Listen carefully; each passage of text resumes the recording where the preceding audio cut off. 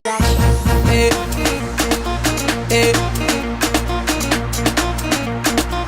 eh, it's okay. Eh, Amis auditeurs, merci d'être à l'écoute de Rewmi FM. Bonjour et bienvenue dans le Grand Oral. Merci aussi à vous qui nous suivez sur rewmi.com. Nous avons le plaisir de recevoir ce matin le directeur exécutif de la section sénégalaise d'Amnesty International, Seydi Gassama. Bonjour. Bonjour. Merci pour la disponibilité. Et merci à tous les auditeurs de Rewmi FM.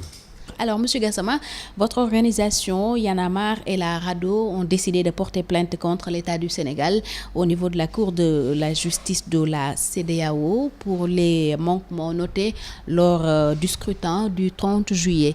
Qu'est-ce que vous voulez obtenir à travers cette procédure? Écoutez, je me dois d'abord de dire à l'intention de vos auditeurs que Y en a marre est pour nous un partenaire extrêmement important.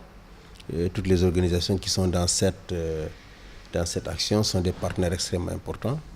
La proposition qu'ils ont faite d'ester en justice contre l'État du Sénégal devant la Cour de la CEDEAO est une proposition que nous examinons. Nous l'examinons du point de vue de son opportunité, du point de vue de sa recevabilité également et du point de vue de ses chances de succès. Ce sont ces trois critères que Amnesty évalue très souvent avant d'engager une action en justice. Donc nous sommes en train d'évaluer l'action et nous dirons à nos amis notre position finale par rapport à ça. En tout état de cause, je crois que le but de l'action, c'est d'amener l'État du Sénégal à rendre des comptes pour les manquements qu'on a observés le dimanche 30 juillet, où on a eu les élections les plus mal organisées du Sénégal depuis l'indépendance. Jamais depuis l'indépendance, des élections n'ont été organisées avec autant d'amateurisme, avec autant de manquements. Ce qui a privé plus d'1 million de Sénégalais de leur droit de vote, qui est un droit constitutionnel que la Constitution donne à chaque citoyen sénégalais de voter et de choisir ses dirigeants librement et de façon démocratique et transparente. C'est également un droit qui est contenu dans le pacte international sur les droits civils et politiques, qui est un traité qui date de 1968, que le Sénégal a ratifié et qu'il est tenu donc de respecter. Donc effectivement, si l'État du Sénégal ne respecte pas ce droit, les gens sont évidemment dans une situation de pouvoir lui demander des comptes. Maintenant, il faut, comme j'ai dit, il faut évaluer cette action. Est-ce que les manquements qui ont été observés avaient pour but de discriminer une partie des citoyens?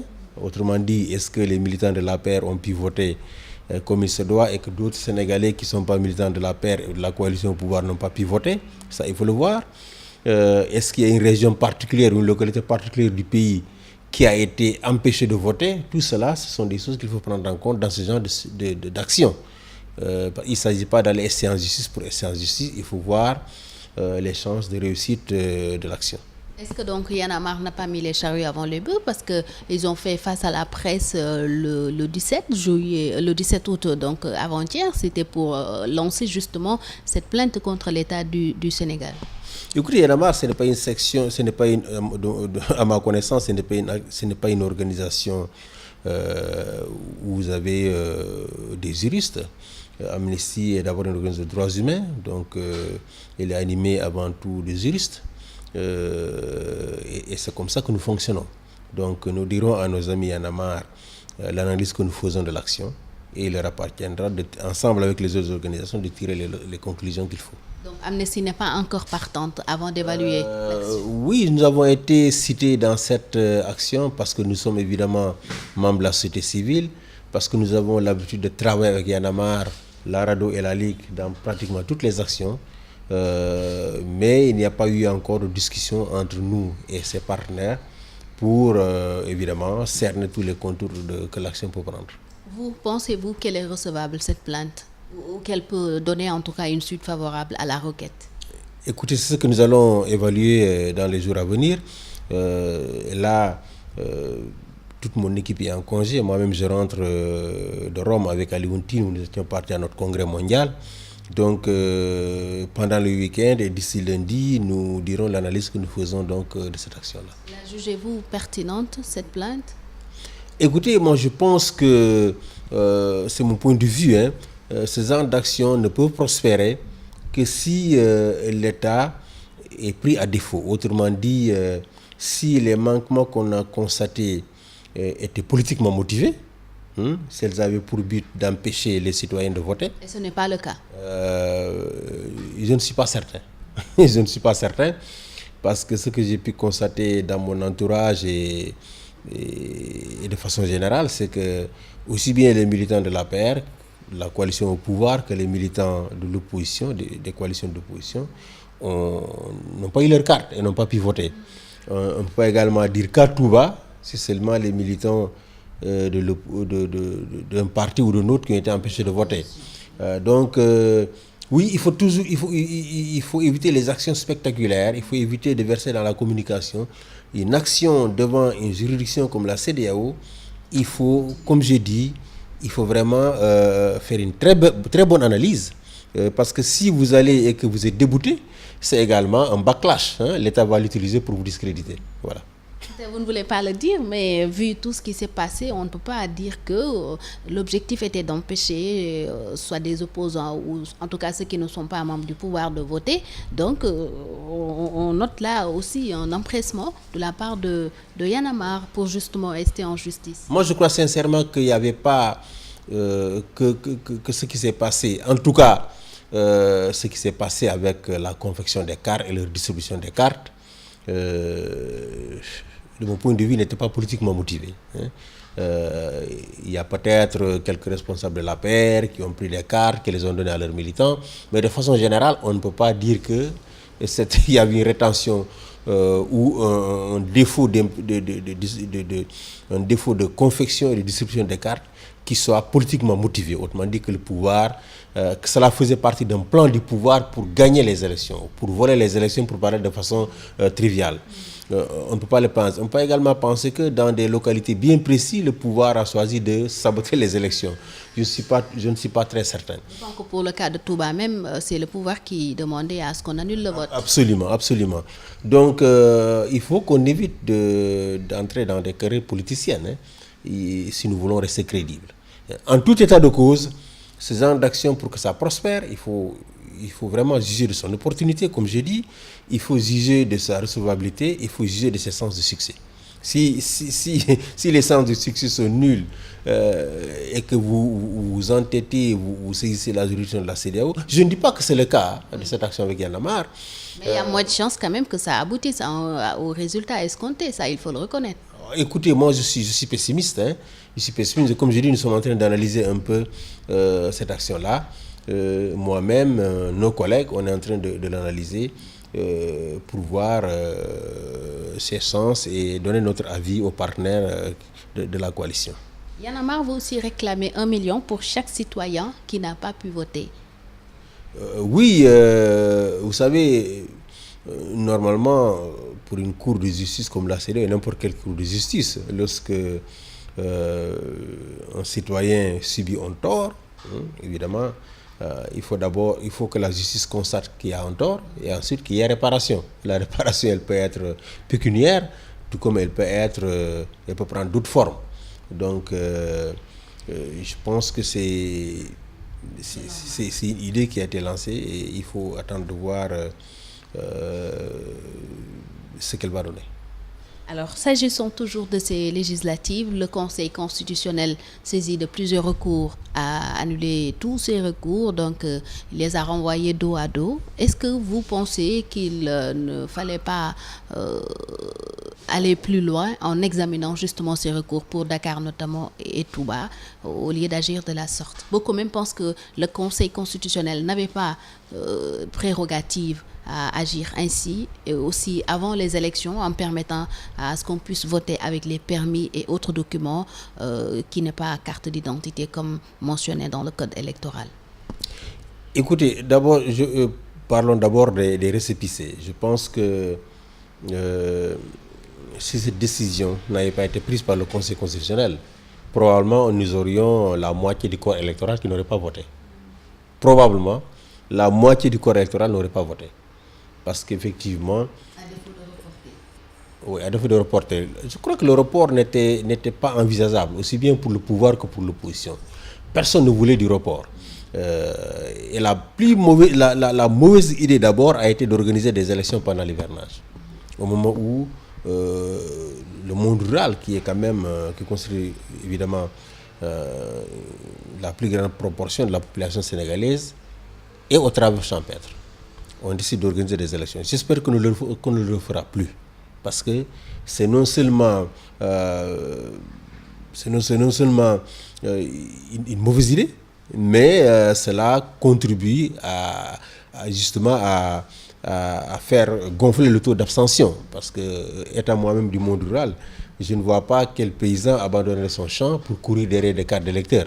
Il ne le fera pas. Donc, il ne faut plus organiser des élections dans ce pays pendant le mois de juin. L'autre chose qu'il faut faire, c'est qu'il faut mettre fin au caractère pléthorique des listes. Et la meilleure manière de mettre fin à ce caractère pléthorique, c'est qu'il faut demander aux listes d'obtenir des signatures ou des parrainages. Soit, comme on l'a exigé pour les listes de la société civile, que tous les partis politiques qui n'ont pas d'élus, toutes les listes et tous les partis politiques qui n'ont pas d'élus, quand j'entends élus, j'entends députés, j'entends conseillers municipaux, conseillers départementaux ou membres du Haut Conseil de collectivité. Tous les partis qui n'ont pas d'élus ne devraient pas se présenter sans obtenir de signature d'électeurs. Comme on l'a exigé aux listes de la société civile, on devrait exiger à ces partis, à toutes ces listes, la liste de Ousmane Gom. Il y en a qui y vont inutilement. Ils vont nous écouter. Franchement, je crois que certains se sont vraiment fait ridiculiser. Et les électeurs sénégalais ont très bien fait de les sanctionner. Certaines listes ont été fabriquées de toutes pièces. Je pense que certaines personnes ont été encouragées à se présenter. Il se dit même qu'on leur a payé des cautions pour qu'ils se présentent. Mais en tout état de cause, la prolifération des listes a compliqué les choses. A beaucoup compliqué les choses, a abouti à ces décisions de modification du code électoral qui était totalement une violation des directives de la CEDEAO. Mais surtout, pour revenir à votre question, je dirais que, le Conseil constitutionnel se m'abstiendrait de porter un jugement par rapport à ce qu'ils ont rendu comme décision, parce que quand même, dans le passé, le Conseil a rendu des décisions favorables à l'opposition. Je cite de mémoire un cas, c'est la commune de Nyanga dans la région de Kolda, dans la région de Sédhiou, département de Goudomp, qui est une très grande commune. Et dans cette commune, aux dernières élections locales, en ce qui concerne les mairies, le parti au pouvoir avait réussi à s'emparer de la commune. Mais le PDS avait introduit donc des recours au niveau du Conseil constitutionnel et finalement le PDS le Conseil constitutionnel a donné raison au PDS et la commune est aujourd'hui en train d'être gérée par un maire qui est membre du Parti démocratique sénégalais. Donc là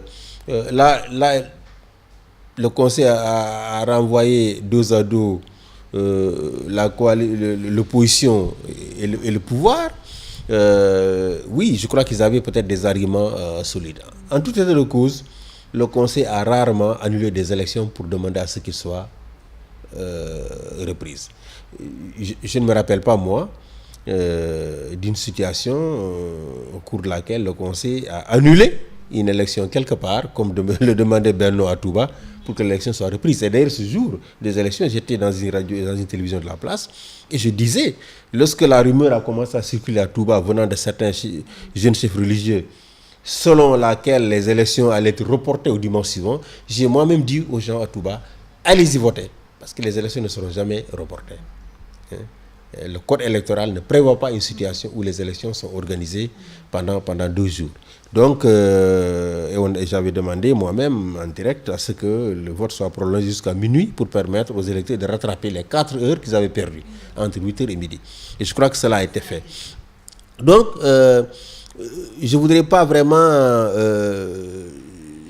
avoir un jugement négatif ou une appréciation négative des décisions qui ont été rendues par le Conseil, parce que dans le passé quand même, le Conseil a donné une suite à des recours et a donné raison, a donné la victoire à l'opposition ou au parti au pouvoir.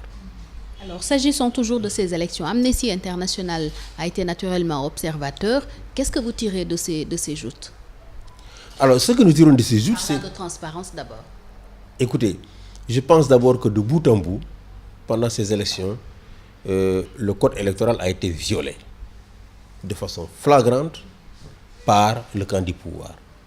Alors, la première violation, c'est ces publi-reportages. Mais ces publi-reportages sont interdits par le code électoral.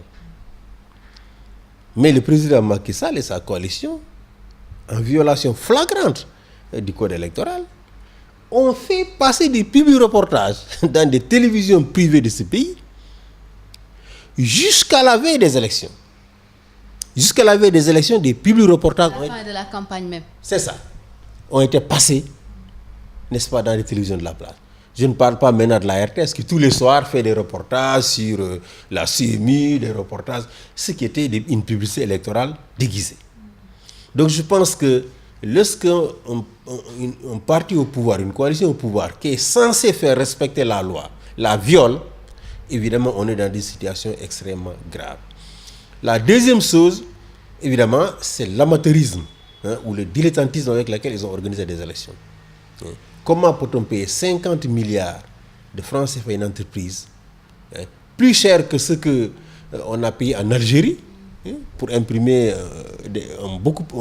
un nombre de cartes 2 fois plus élevé et qu'on n'arrive pas à avoir les cartes au bout du compte? Je pense que l'État du Sénégal doit des explications aux électeurs. En tout état de cause, je crois que la confiance est rompue entre les acteurs. Aujourd'hui, l'opposition et une large frange de la société civile ne font plus confiance à Abdoulaye Daouda Diallo pour organiser des élections au Sénégal. Abdoulaye Daouda Diallo est un membre éminent de l'APR. Abdoulaye Daouda Diallo est maire d'une commune, maire APR d'une commune. Il n'est pas la personne indiquée pour organiser des élections. Chaque fois que des élections ont été organisées de façon impeccable dans ce pays, elles l'ont été par un ministre ou en tout cas par une personne qui n'avait aucune coloration politique. Ça a été le cas du général Cissé en 2000, ça a été le cas ensuite du général Niang, et en 2012, du cas de la personnalité qui est un fonctionnaire de l'État, qui avait été nommé par Abdoulaye Wade, Cheikh Dieng, je crois, qui a été nommé ministre des élections par Abdoulaye Wade, et qui a organisé également les élections en 2012 de façon transparente. Donc je crois que Macky Sall ne doit pas faire moins.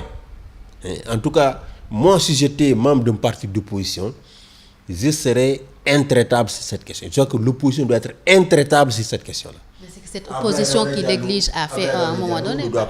Abdoulaye Daouda Diallo ne doit plus organiser des élections dans ce pays.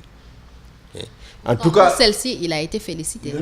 Oui, je pense que c'est insulter les Sénégalais que de féliciter Abdoulaye Daouda Diallo. Je crois que le président a commis une très grosse erreur en félicitant ce monsieur qui a failli dans l'organisation des élections, aussi bien dans la confection des cartes que dans la mise en place de la logistique des élections. Il a failli. Donc le féliciter, c'est une manière vraiment d'insulter les Sénégalais. Et je crois que ce n'est pas cela qu'on attend de lui. Ce qu'on attendait de lui, c'est qu'il démette ce monsieur-là. Il peut lui trouver une autre station.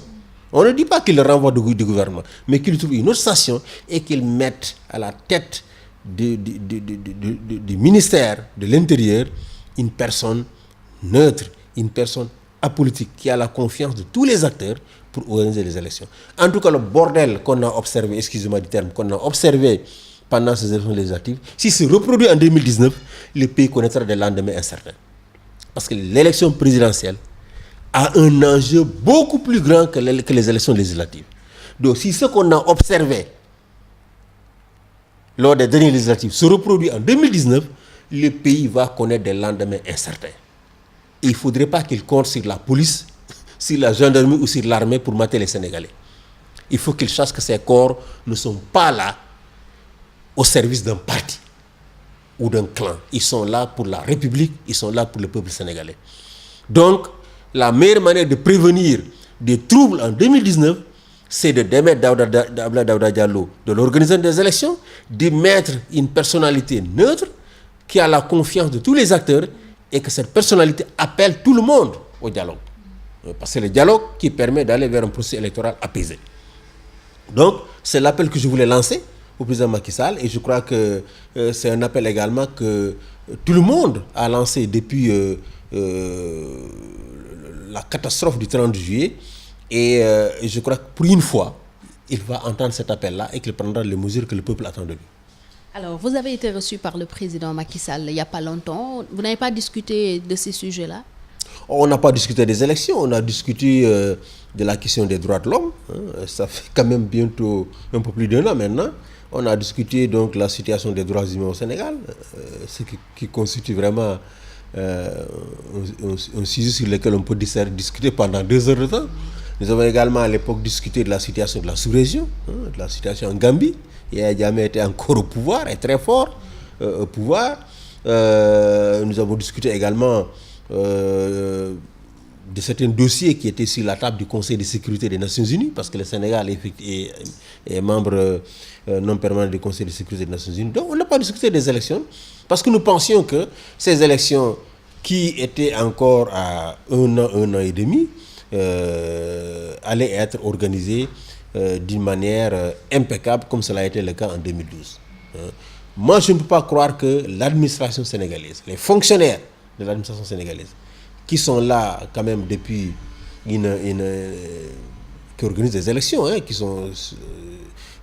qui ont une expérience d'organisation des élections, que ces fonctionnaires-là, si on les avait laissés travailler correctement, en leur donnant le temps qu'il faut, et en les écoutant, on aurait connu ce fiasco. Manifestement, on a un ministre de l'Intérieur politique qui très certainement ne leur a pas laissé travailler comme cela se devait.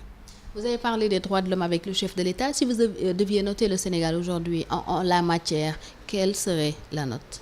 Écoutez, je dirais que voilà un pays qui était premier pratiquement sur le continent africain et qui depuis lors ne fait que reculer. D'abord, prenons le cas de l'organisation des élections. Prenez des pays comme le Cap-Vert, l'île Maurice, le Botswana, l'Afrique du Sud, le Bénin.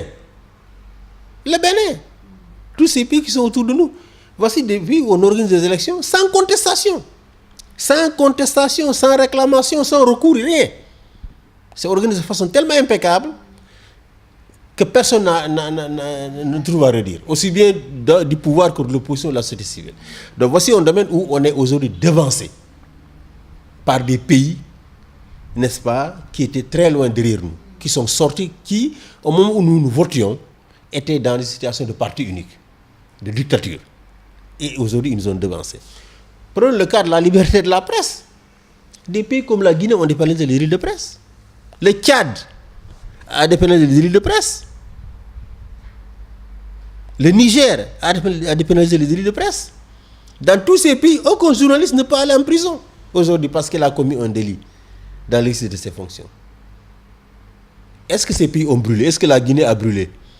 Est-ce que le Tchad a brûlé? Est-ce que le Niger a brûlé? Ici au Sénégal, vous avez des députés qui vous disent non, si on dépénalise, ils vont mettre le feu au pays. Non. Ces gens ont des problèmes avec eux-mêmes. Ils ont des problèmes avec eux-mêmes. Ils ont des problèmes avec eux-mêmes.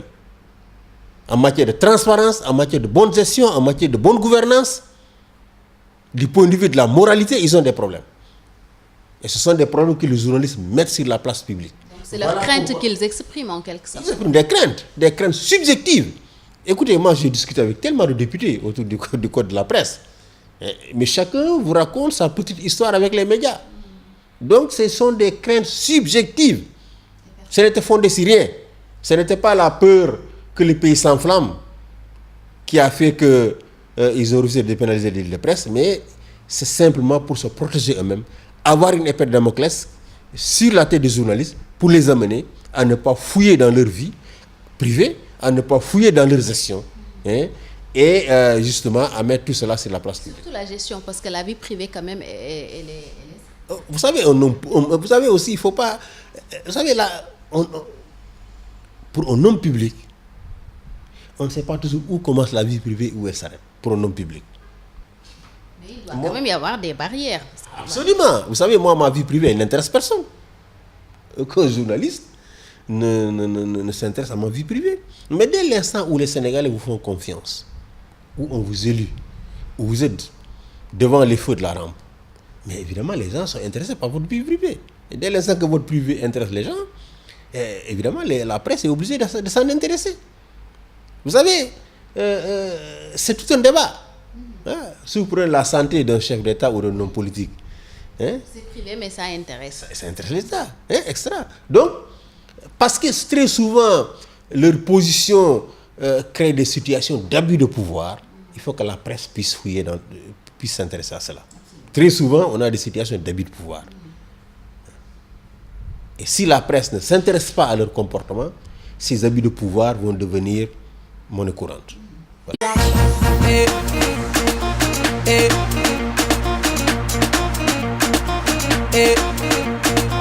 So care.